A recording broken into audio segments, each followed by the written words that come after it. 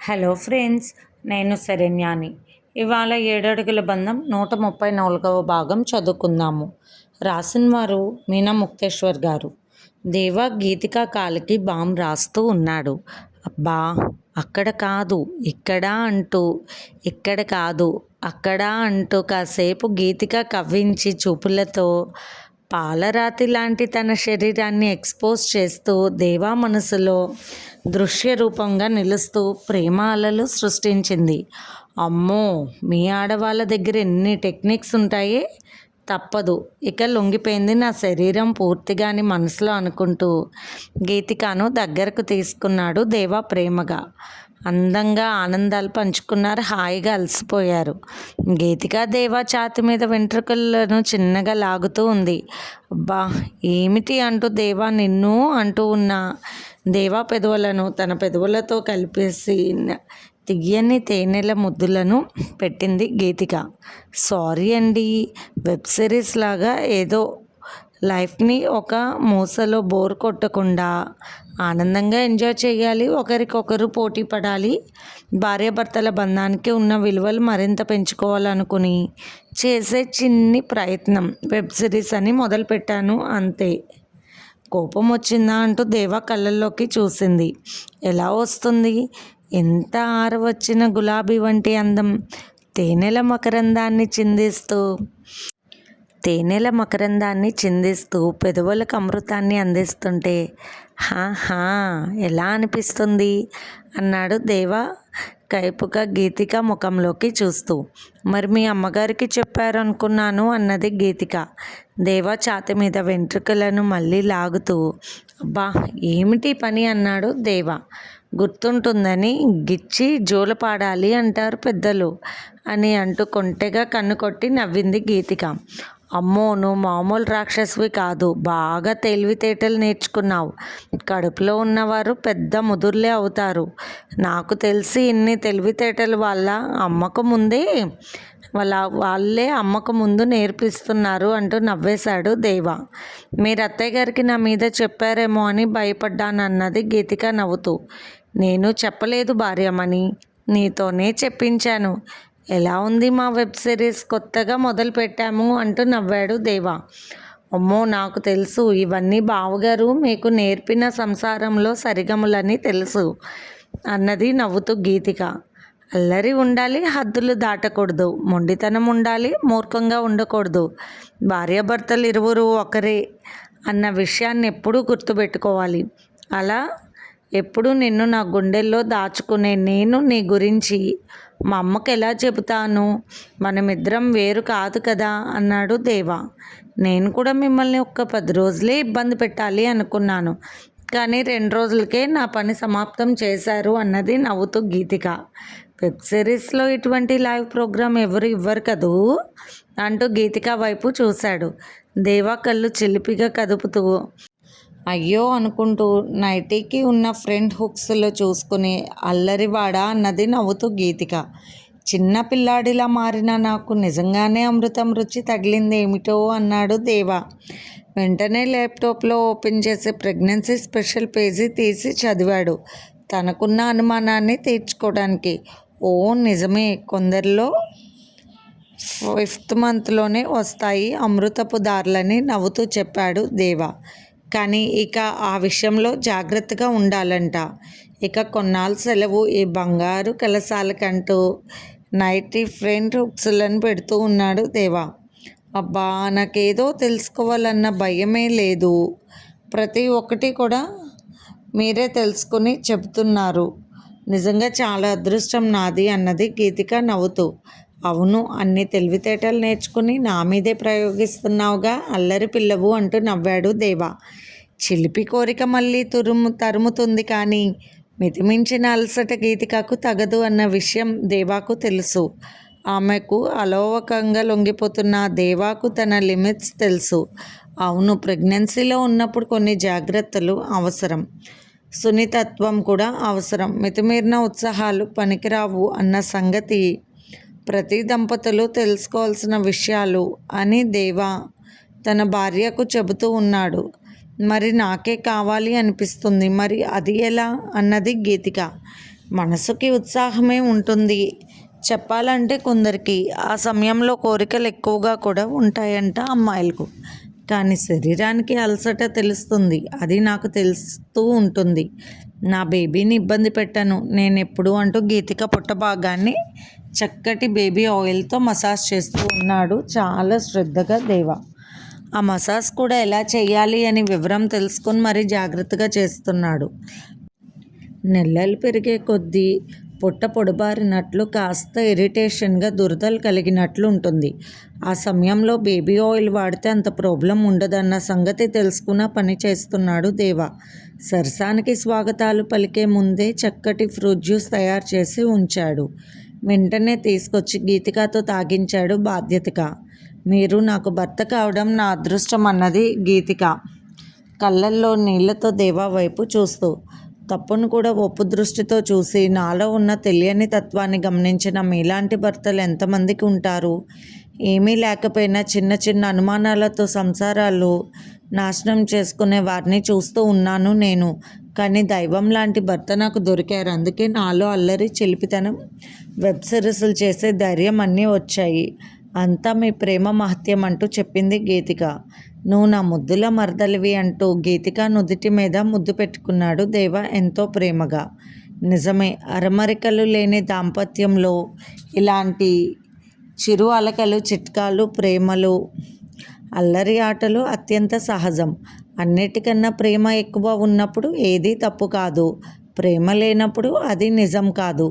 జుట్టు మొత్తం చిక్కుబడిపోయింది గీతిక. ఏమైంది అంటూ గీతిక పొడుగాటి నొక్కుల జుట్టును సరిగ్గా చూశాడు దేవ. ఈ చెయ్యి అబ్బా పైకి లేవడం లేదు, నొప్పి చేసిందన్నది గీతిక.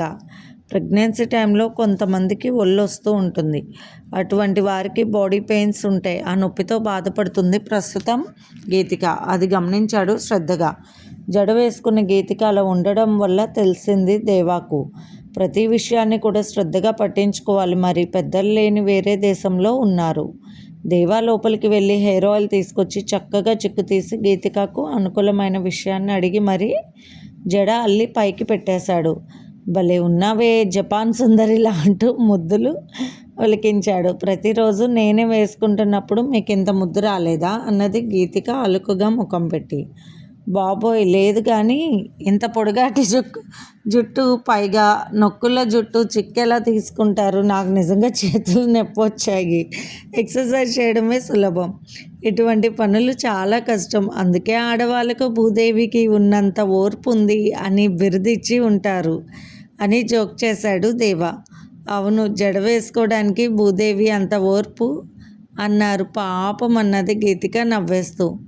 పైకి లే నువ్వు అంటూ శుభ్రంగా ఉండాలి ప్రెగ్నెన్సీలో అంటూ స్నానం చేయమని ఆమెకు సహాయం చేస్తూ స్నానం కూడా ముగించేసేలా చేశాడు దేవ. అల్లుకున్న ప్రేమ బంధం చిగురించి మొగ్గలు తొడుగుతున్న వేళ ఆనందమైన సంతోషాన్ని అనుభవంలో పొందుతున్నారు గీతిక దేవ. అదే 7 అడుగుల బంధానికి ఉన్న అసలైన అందం. ధరణి రవివర్మకు ఫోన్ చేసింది. ఏంటి శ్రీవారు మీ పాపను చూసుకోవాలని అనిపించలేదా అంటూ. ఏమో, నేను వస్తుంటే ఎన్నో చెప్తున్నావు. ఫ్యాక్టరీ చూడాలి, అమ్మను చూసుకోవాలి, ఇంటిని చూసుకోవాలి, ఇంకా ఏదేదో. నీకు సంబంధించి అన్ని పనులు అందరూ చూస్తున్నారు. అన్నీ చెప్పక నాకేమి పని చెప్పాక అన్నాడు రవివర్మ కావాలని నవ్వుతూ, మాటల్లో కొంచెం చురుకుతనం తగిలిస్తూ. ఒబ్బో అలిగినట్టున్నారు అబ్బాయి గారు అనుకుని మనసులో నవ్వుకుని పైకి బాగా చెప్పారు. రాత్రి కూడా ఏమీ తినలేకపోయాను. ఇప్పుడు కూడా తినాలని అనిపించడం లేదు అన్నది ధరణి. అమ్మో ఏమిటక్క అన్నట్లు విచిత్రంగా చూసింది శ్రావణి. నోటి మీద చెయ్యి అడ్డం పెట్టుకుని ఉండవే అంటూ సైగ చేసింది ధరణి. పాపాయికి పాలు చాలలేదని నన్నే నిందిస్తున్నారు అందరూ. మిమ్మల్ని చూడకపోతే నాకు తినబుద్ధి కావడం లేదు అన్నది ధరణి తన మాటలను ప్రేమలో ముంచుతూ. అలా ఒక్క చూపు శ్రావణి వైపు చూసేసరికి బయటకు వెళ్ళిపోయింది. ఇంకా ఏవేవో ఉంటాయి అక్క బావకు ఫోన్లోనే అన్నీ అని నవ్వుకుంటూ బయటకు వెళ్ళింది. అప్పుడే హాస్పిటల్ నుండి వచ్చిన కృష్ణవర్మ అక్కడ ఎవరూ లేకపోవడం చూసి శ్రావణిని వెనక్కి నుండి గట్టిగా హత్తుకున్నాడు. అమ్మో అమ్మో అంటూ పెద్దగా అరిచింది శ్రావణి. ఎవరో తెలియక సడన్గా అలా జరిగేసరికి ఏం జరిగింది అంటూ దుర్గమ్మ గారు వచ్చారు. ఏమైంది అంటూ దేవిక సుప్రజ వచ్చారు. అయ్యయ్యో అందరూ వచ్చారు, వదలండి చాలుగాని అన్నది శ్రావణి. ఒక రకమైన లవ్ ట్రాన్స్లోకి వెళ్ళిపోయిన కృష్ణవర్మ గమనించుకొని వదిలేశాడు. నవ్వుతూ హుషారుగా మెట్ల పైకి వెళ్ళాడు. కొత్త పెళ్లి కొడుకు పొద్దుమొహం ఎరగడని దుర్గమ్మ గారు ఒక్కటే నవ్వులు బుగ్గలు నొక్కుకుంటూ, నువ్వే పైకెళ్ళవే తల్లి, చచ్చిపోతున్నావు, మేమేవో చూడాల్సి వస్తుంది, ఈ వయసులో అన్నీ కావాలని నవ్వారు దుర్గమ్మ గారు. ఎప్పుడు ఇలాంటి సన్నివేశాలు కనబడతాయా అని మూలనే ఉండి చూస్తూ ఉంటావు ముసలమ్మ, కావాలని బిల్డప్ ఇవ్వకే నానమ్మ అంటూ శ్రావణి దుర్గమ్మ గారి బుగ్గలను చిన్నగా గిల్లి వదిలింది. ఆ పక్కనే ఉన్న ధనుంజయ్ గారు, ఇదిగో మనవరాల, నా పిల్లం బుగ్గలను అలా సాగతీయొద్దు, మీ పనులేవో మీరే చూసుకోండి అని నవ్వుతూ ఉండేసరికి, అమ్మో తాతగారు ఇక్కడే ఉన్నారా అంటూ భయపడి పైకి పరిగెత్తింది శ్రావణి. మరి మీరు వస్తున్నారా, రావడం లేదా అంటూ చాలా గారాబంగా అడిగింది ధరణి. వస్తున్నానులే, ఇప్పుడు ఎవరు లేరుగా ఇంట్లో అన్నాడు రవివర్మ. ఎవరుంటే మీకెందుకు, మీ పాపాయిని చూడడానికే కదా మీరు వచ్చేది, వేరే సన్నివేశాలు ఏమీ లేవుగా అంటూ కొంటెగా నవ్వింది ధరణి. అవునవును, అటువంటి విషయాలు మాత్రం భలే ఆనందంగా చెప్తారు మీ ఆడవాళ్ళు అని కొంచెం ఒక రకంగా నవ్వి మాట్లాడుతూ ధరణి గదిలోకి వెళ్ళాడు రవివర్మ. ఏమిటి మీరిక్కడే ఉండే మాట్లాడుతున్నారా ఫోన్లో అంటూ నవ్వేసింది.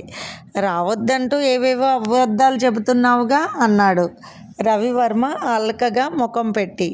నిజంగానే అబద్ధాలు చెప్పాను ఈరోజు, ఏం చేస్తాం, పాపాయి కోసం తినాలి, పాలు రావాలి, భర్త కోసం తినలేదని చెప్పాలి, మీరు రావాలి, భార్యలకు తప్పవు ఈ కష్టాలంటూ ముఖం బేలుగా పెట్టి, ఆడవాళ్ళకు తప్పవు అబద్ధాలంటూ నవ్వింది. లాయర్వి, పైగా అందమైన అబద్ధాలు, అందుకే ఆడపిల్ల పుట్టింది, అందాల జాబిలిలా అంటూ నవ్వాడు రవివర్మ. రవివర్మ పాపాయిని ఎత్తుకుని ముచ్చటగా చూసుకుంటూ ఉన్నాడు. అమ్మకు పాపాయిని ఇంటికి ఎప్పుడు తీసుకువెళ్ళిపోవాలా అన్నట్లుంది అంటూ నవ్వాడు రవివర్మ. అవును అత్తయ్య గారు మొదటి కాన్పులోనే ఆడపిల్ల పుడితే ఎంతో ఇష్టమని ముందే చెప్పారు, ఇంటికి వెళ్ళాక నాకు ఒక ప్రత్యేకమైన కానుక కూడా ఇస్తానన్నారు అంటూ ఆనందంగా నవ్వింది ధరణి.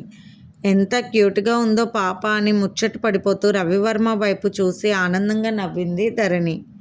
ఆమె ముఖం గర్వంగా వెలిగిపోయింది. కన్నతల్లికి తన బిడ్డను కన్న మొదటి రోజుల్లో ఎవరైనా బిడ్డను పొగుడుతూ ముచ్చట పడితే ఎంతో ఆనందపడిపోతుంది, మరి ఎంతో గర్వపడిపోతుంది. స్త్రీకి మాతృత్వం కన్నా మించిన గర్వం మరొకటి లేదనడానికి ఇటువంటి విషయాలు నిదర్శనం. కన్న తండ్రికి బిడ్డలు అభివృద్ధిలోకి వచ్చినప్పుడు ఆయన పడే సంతోషం అద్భుతమైనది. నువ్వెప్పుడు మొదలు పెడుతున్నావు వెబ్ సిరీస్ అంటూ ఒక రకంగా కళ్ళతో చూస్తూ నవ్వుతున్నాడు రవివర్మ. అమ్మో, అన్ని మాటలు వినేశారు, మామూలు వాళ్ళు కాదు మీరు, అందుకే హడావుడిగా ఇంటికి వెళ్ళిపోయారు, అన్ని విషయాలు అబ్బాయిలు ముగ్గురు మాట్లాడుకున్నారు అని మాకు తెలుసు అన్నది ధరణి నవ్వుతూ. మీకెందుకు తెలియదు అంటూ నవ్వాడు రవివర్మ. దేవికా గారు పలహారాలు తీసుకుని వచ్చారు, తీసుకోండి అల్లుడు గారు అంటూ ఇచ్చారు.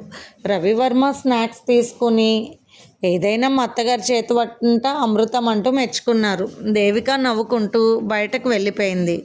అమ్మో అమ్మో, మీ అల్లుళ్ళు ఉన్నారే మహాముదుర్లు, అత్తగారులను పొగుడుతూ అమ్మాయిలను గదిలో ఏడిపిస్తూ ఉంటారన్నది ధరణి నవ్వుతూ. మిమ్మల్ని ఒకరు ఏడిపించడమే, మీరు ఆడుకునే ఆటల్లో మేమెంత, మీ ఆటల్లో మేము అరటిపండు, అంతే కదూ అన్నాడు రవివర్మ.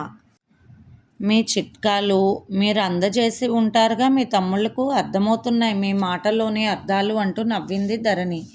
ఇంతలో డోర్లో కొట్టి లోపలికి వచ్చింది. అక్క, పాపను ఒకసారి టెస్ట్ చేయాలంటున్నారంటూ చెప్పింది. కాంపౌండర్ అన్నీ తీసుకువచ్చాడు. కృష్ణవర్మ పాపాయికి టెంపరేచర్ టెస్ట్, జలుబు అన్నీ చూసి గమనించి అంతా బాగుంది అని వ్యాక్సిన్ వేశాడు పాపాయికి కృష్ణవర్మ. పాపాయి ఎంతో సుకుమారంగా ఉంది. తెల్లటి పాపాయి చెయ్యి కందిపోయింది, పెదవిని బిగించి కుళ్ళుతూ ఉన్నది. పాపాయిని అలా చూసిన ధరణికి కళ్ళ నీళ్ళొచ్చాయి. సారీ వదినా, చెయ్యాలి మరి తప్పదుగా అన్నాడు కృష్ణవర్మ నవ్వుతూ.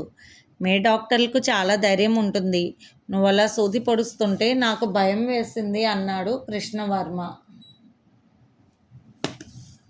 ఒకలా ముఖం పెట్టుకొని తల్లిదండ్రుల దగ్గర ఉన్నప్పుడు బిడ్డకు వ్యాక్సిన్ వేయడం చాలా కష్టమవుతుంది.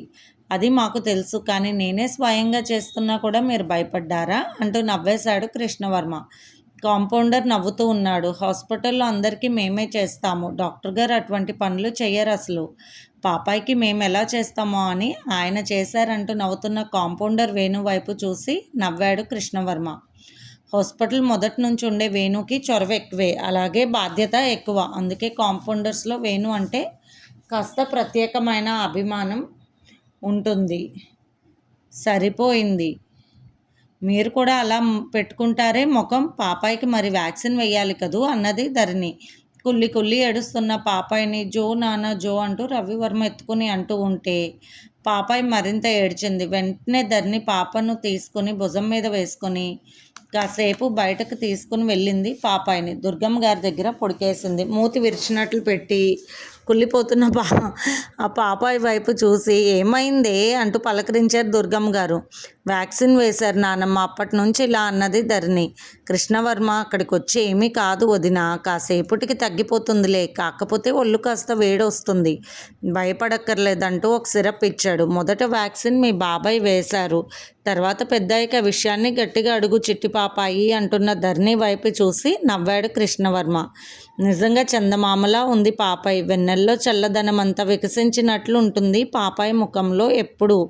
దుర్గమ్మ గారు పొగుడుతూ ఉన్నారు. పాపాయికి వాళ్ళ నాన్నగారు రంగు, నీ పోలికలు భలే వచ్చాయి అన్నారు శ్రావణి నవ్వుతూ. నీ పోలికలు రాలేదు సంతోషం అన్నది నవ్వుతూ. నా పోలికలు నా మనవరాలకు వచ్చాయిగా అంటూ ధరణి వైపు శ్రావణి వైపు చూసి నవ్వింది. అందరూ నవ్వుకున్నారు.